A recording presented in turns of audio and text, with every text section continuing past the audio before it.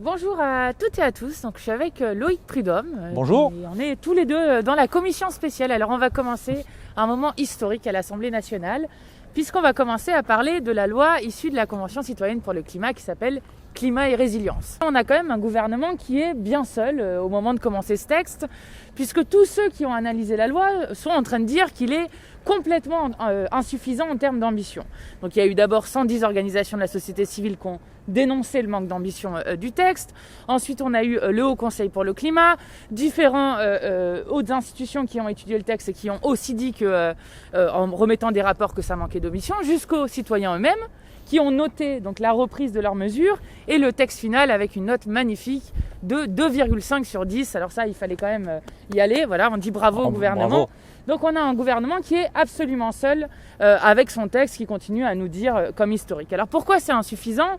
Déjà parce que avec ce texte, on n'arrivera même pas à avoir un pays qui respecte ses engagements en termes de réduction des émissions de gaz à effet de serre et d'arriver à moins 40% d'émissions de gaz à effet de serre d'ici à 2030, alors même qu'on sait qu'à l'Union européenne, en ce moment, ils sont en train de discuter d'avoir des objectifs à moins 55% des émissions de gaz à effet de serre d'ici à 2030.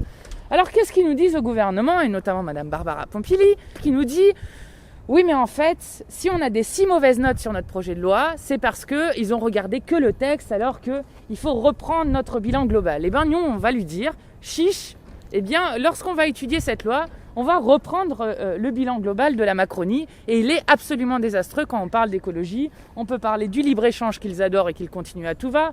On peut parler du refus d'interdire le glyphosate, de la réintroduction des néonicotinoïdes, ces pesticides tueurs d'abeilles, du fait qu'ils sont en train de réduire des effectifs de partout et notamment dans l'État, qu'ils ont détruit le service public ferroviaire, etc., etc. Et alors, ce qui est intéressant, on vient de commencer ce texte-là.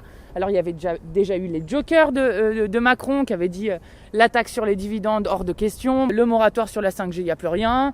On va parler du moratoire sur notamment les entrepôts Amazon sur lesquels c'est n'importe quoi. Bref, on retrouve absolument rien. Et donc, quand nous, on a essayé de renforcer le texte, puisqu'on le commence là en commission, eh bien, il y a des irrecevabilités de partout. Rendez-vous compte, dans une loi climat, par exemple, tous nos amendements sur la forêt, ils ont été éjectés. Les amendements qui essayaient de rehausser l'ambition de réduction de gaz à effet de serre à 55%, comme c'est discuté en ce moment à l'Union européenne, refusés, soi-disant pas de lien avec le texte. Et pareil pour tous les amendements qu'on a déposés sur l'eau qui eux aussi ont été refusés. Après avoir eu ce moment démocratique historique, comme ils disent de la Convention citoyenne, où en fait ils ont fait un immense mensonge aux citoyens qui ont travaillé dedans, et ben on est de nouveau dans une manière de faire et de discuter un texte complètement antidémocratique à l'Assemblée nationale. Et donc dans ce texte, qu'est-ce qu'il y a par exemple, Loïc ? Écoute, tu as fait effectivement déjà un panorama assez complet sur ce qui peut être le bilan écolo de ce gouvernement. Et moi, ce texte de loi, je l'appellerais plutôt climat et allégeance plutôt que résilience, puisque effectivement, si on regarde point par point quelques-unes des mesures emblématiques, on voit en plus que c'est comment je sers la soupe à mes amis les puissants, et notamment sur la question des moratoires sur les surfaces commerciales, sur leur implantation et donc l'artificialisation des sols. On voit que des seuils ont été montés jusqu'à des projets de plus de 10 000 m², ce qui fait que 80% des projets aujourd'hui d'installation de surfaces commerciales sont passés sous le tapis, et comme ça évite de regarder les problèmes environnementaux qu'ils causent, et puis surtout ça évacue la problématique des entrepôts de e-commerce contre lesquels on s'est beaucoup battu, et là c'est pareil, c'est passé sous le tapis. Donc ça c'est un premier exemple des choses qui ne seront pas faites. Deuxième exemple, sur l'habitat, la rénovation thermique des logements qui représente un secteur, c'est un quart des émissions de gaz à effet de serre dans notre pays, et là c'est pareil, on verra proposer qu'en 2028 il y ait des engagements volontaires des propriétaires pour rénover leurs bâtiments et ainsi espérer peut-être qu'à partir de 2028, on commence à engager une rénovation ambitieuse de notre secteur du bâtiment. Et donc ça, c'est pas possible, on ne peut plus attendre maintenant, il faut le faire tout de suite. Et puis enfin, un dernier exemple qui est très important aussi sur l'impact environnemental, c'est la partie agriculture et alimentation, avec notamment la possibilité d'avoir un choix dans la restauration collective un choix végétarien qui soit obligatoire dans tous les endroits de restauration collective, parce que l'on sait que là encore, c'est un quart des gaz à effet de serre qui sont émis par le secteur de l'agriculture. Et donc le choix végétarien, ça a été documenté par de nombreux scientifiques, par des associations. Ça a un réel impact déjà sur ces émissions en faisant la transition du modèle agricole sur du local et du bio.